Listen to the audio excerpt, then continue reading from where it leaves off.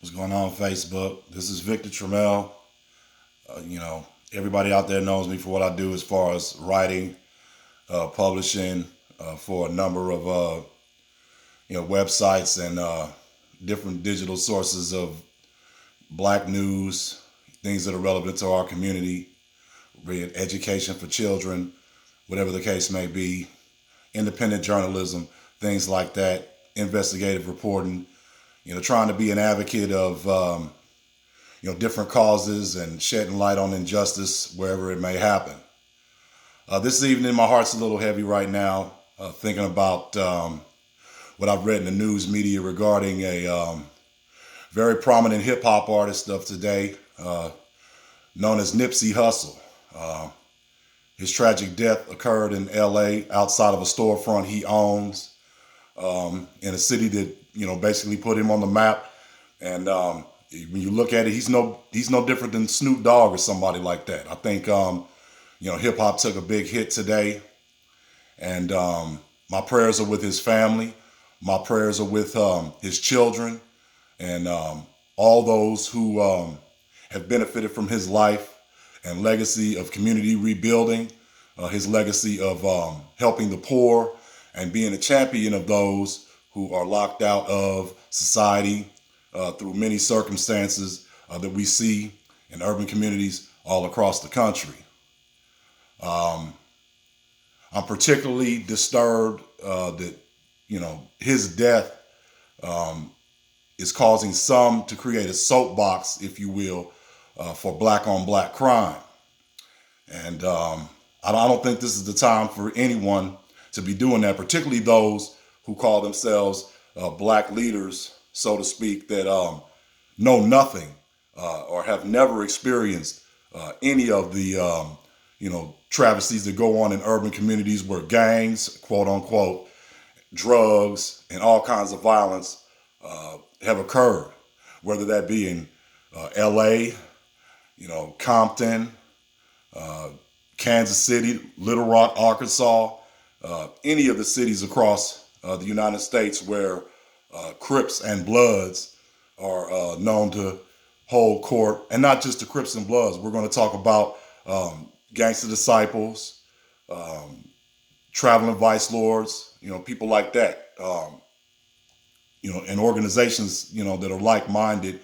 And when you look at it, were originally started as security forces for the black community to deal with some of the white supremacist organizations such as the KKK and even the local police. Let's be real about that. Let's be clear like that. I see, and I think no reasonable black leader should see any distinction between our local law enforcement and some of these white supremacist groups who have openly said, hey, stop wearing the hoods, go get a badge, and things of that nature. So it was just particularly disturbing to see some of these people who have used their platforms and privilege, and like I said, many of which have never had to deal with their backs against the wall in the urban communities to deal, kind of champion over their own cause of making it out the hood, so to speak, by using whatever means necessary to do that when that's not readily available by the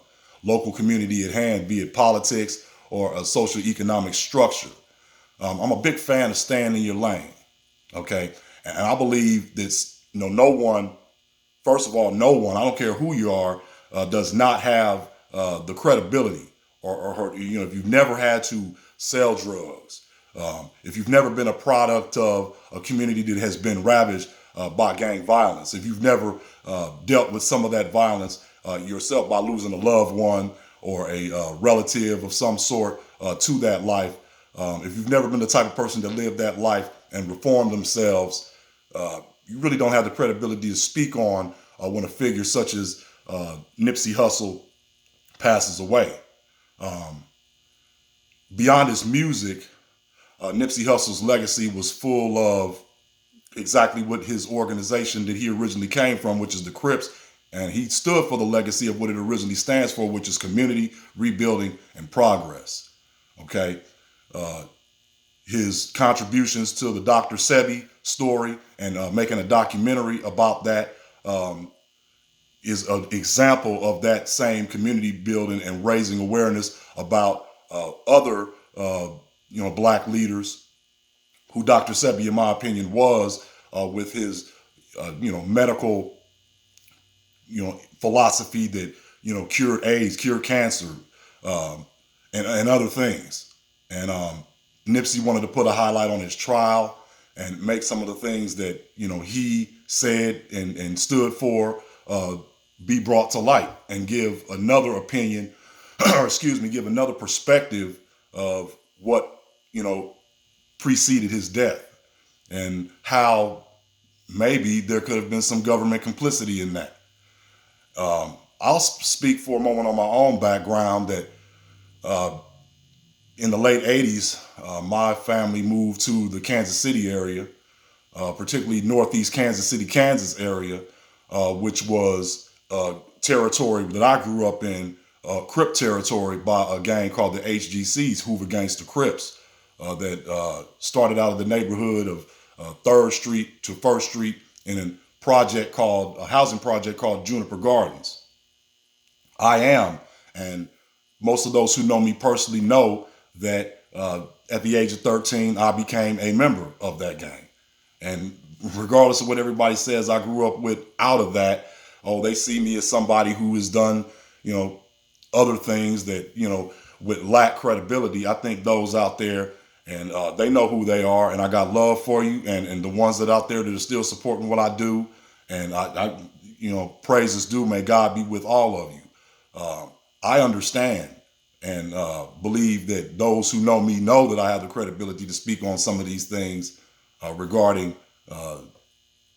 figures like Nipsey Hussle and what they've done to, like I said, again, embody the original acronym of that organization, which is Community Rebuilding in Progress. And not only did he profile the story of Dr. Sebi, he did a lot of things through his entrepreneurial endeavors that really helped a myriad of people have access to a business person in their community in the South Central LA area that they could touch, feel, hold, that was doing things like hip hop that they could reflect on.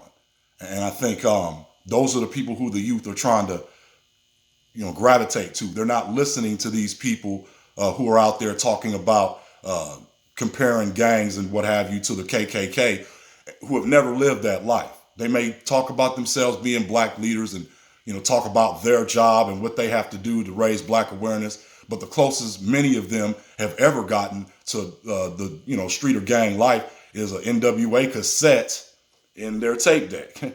And we all know that tape decks are obsolete, as is the message or relaying the message of urban awareness through these types of people.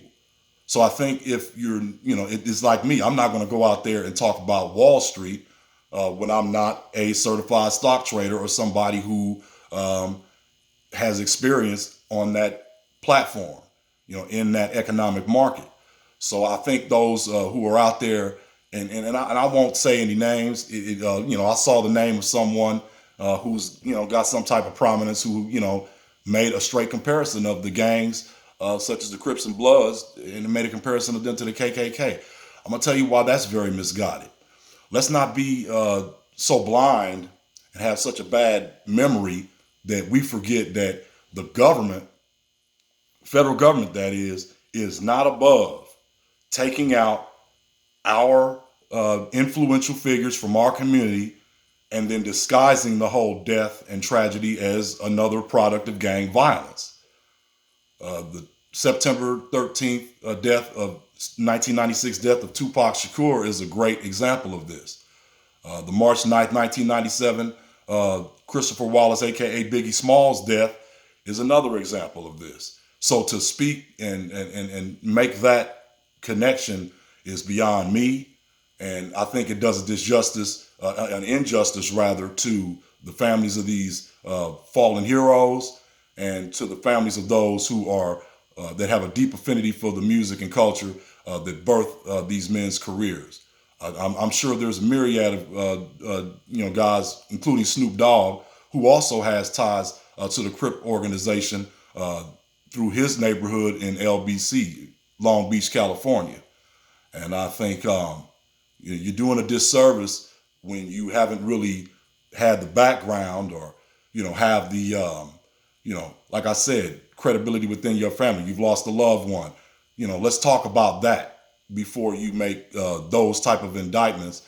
And let's go ahead and preserve and uplift the legacy of Nipsey Hussle for that very same reason that he created himself into, a very polarizing, influential figure within the hip hop circles. And then, his reference to his former organization, or because I'm not going to say former, maybe he's not banging and doing the things that he did when he was younger, but he took that and made it into something that youths all around can reflect on. I think the most thing is in the black community is that they don't have somebody who they can touch, feel, hold, that's from their community. Well, I can go be an entrepreneur, because guess what? There's an entrepreneur right there that came out of my neighborhood and they're doing business in my neighborhood. And that makes me feel like I can do it. That's the first thing you have to do. You have to create a lane for yourself that creates a lane for your community that shows these youngsters that might be prone to delve off into the more negative parts of gang violence and gang life, so to speak, and prevent them from being a product of that by creating or seeing the imagery that is created through entrepreneurs such as Nipsey Hussle and others. So my condolences goes out to this gentleman's family. I'll try my best to preserve his legacy the best way I can through what I do, through my Beat Online magazine as a hip hop journalist and contributor on music and culture, and be on the lookout for things like that as more details come in about this great gentleman's death, who did a whole lot for the South Central LA community as far as inspiring today's youth and giving and showing that we can be things, we can do things, that we're all not just thugs, that we're all not just criminals, we're all not just drug dealers and gang bangers, that we can take our environment and our experience and what we've lived through and witnessed and make it into something that can touch the world and people of all races ultimately, because it wasn't just people who live in South Central LA who listen to Nipsey's music. Rest in peace to you, brother. Crip Till Paradise.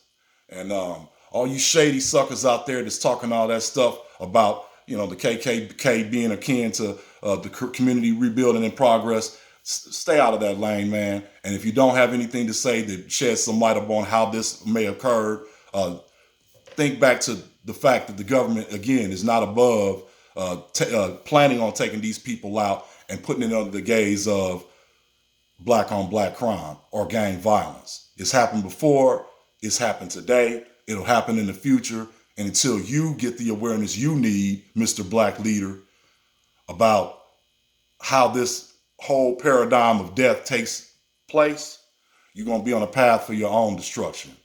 One Love Facebook. Continue to support the work, continue to support the literature, and we'll be back. God bless.